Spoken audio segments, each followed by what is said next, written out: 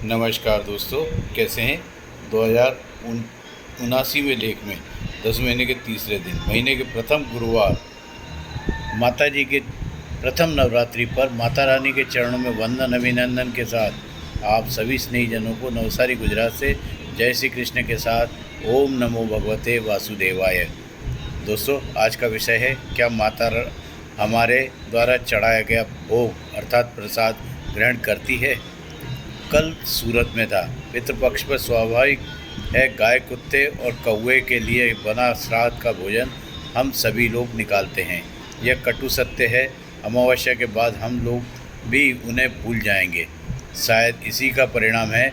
सूरत में मैंने देखा कौवों का झुंड, गायों का झुंड और कुत्तों की फौज अमावस्या वाले दिन अनेकों लोगों द्वारा श्राद्ध का भोजन रख कर जा रहे थे, किंतु कोई भी खा नहीं रहे थे। वैसा ही पड़ा था। अब प्रश्न यह उठता है, श्राद्ध का भोजन हमें क्यों निकालना चाहिए या फिर नहीं निकालना चाहिए। इसी प्रश्न का समाधान आज मैंने माता रानी के प्रसाद वाले विषय पर लिखकर करने का छोटा सा प्रयास किया है। आप सभी स्नेही को लेख के माध्यम से निवेदन है, श्राद्ध पक्ष के 16 दिन ही नहीं, संपूर्ण वर्ष भर इस प्राणियों के लिए कुछ न कुछ भोजन अवश्य देते रहें। दोस्तों, आज नवरात्रि प्रारंभ हो गई है। हम सब प्रसाद चढ़ाते समय यह भ्रम तो होता ही है कि माता रानी भोग ग्रहण करती है या नहीं। अगर करती है तो चढ़ाया हुआ प्रसाद कम क्यों नहीं होता, और नहीं माता रानी ग्रहण करती तो भोग लगाने का क्या लाभ। एक गुरुकुल के छात्र ने अपने गुरु से यही प्रश्न किया। गुरुजी ने तत्काल कोई प्रश्न का उत्तर नहीं दिया। वे पूर्ववत पाठ पढ़ाते रहे।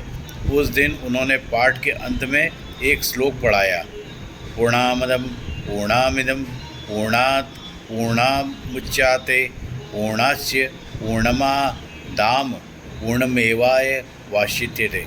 गुरु ने प्रश्न करने वाले शिष्य से कहा कि वे पुस्तक में देखकर यह श्लोक कंठस्थ कर लें। 1 घंटे बाद गुरु ने प्रश्न करने वाले शिष्य से पूछा कि उसने श्लोक कंठस्थ कर लिया है कि नहीं। उस शिष्य ने पूरा श्लोक शुद्ध रूप से गुरु को सुना दिया। फिर भी गुरु ने सिर नहीं में हिलाया तो शिष्य ने कहा कि आप चाहें तो पुस्तक में देख लें, श्लोक बिल्कुल शुद्ध रूप से कंठस्थ है। गुरु ने पुस्तक देखते हुए कहा, श्लोक तो पुस्तक में ही है, तो तुमने दिमाग में कैसे चला गया।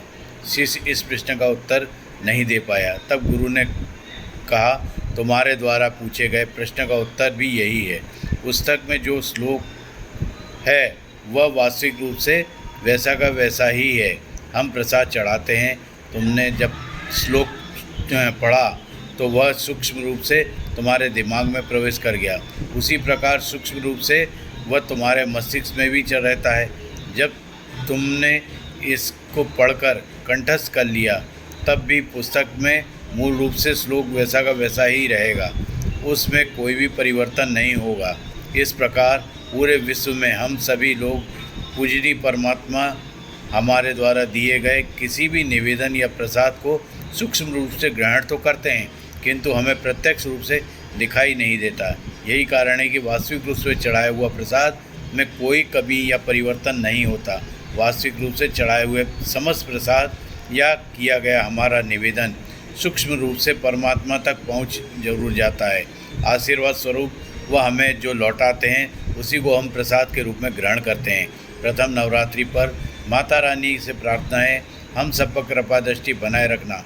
साथ ही त्यौहार द्वारा लेख के माध्यम से सभी स्नेही जनों को जिज्ञासा है भी गुरु शिष्य के द्वारा किए गए प्रश्न उत्तर में शांत हो गई होगी। ऐसा विश्वास के साथ विश्वास है। माता रानी के अस्तित्व के बारे में तर्क वितर्क करने वाले नास्तिक लोगों को भी संतुष्टि मिल गई होगी। गुरुवार प्रथम नवरात्रि पर शुभकामना के उपरांत सभी स्नेही को कहना है, आज के से प्रारंभ हो रहे नवरात्रि के पूरे 9 दिन देवी दुर्गा के लिए व्रत, उपवास और विशेष पूजा आराधना की जाती है। प्रत्येक दिन तुलसी वृक्ष के सम्मुख शाम को एक दिया जरूर जलाएं। घर में के दरवाजे पर रंगोली बनाएं।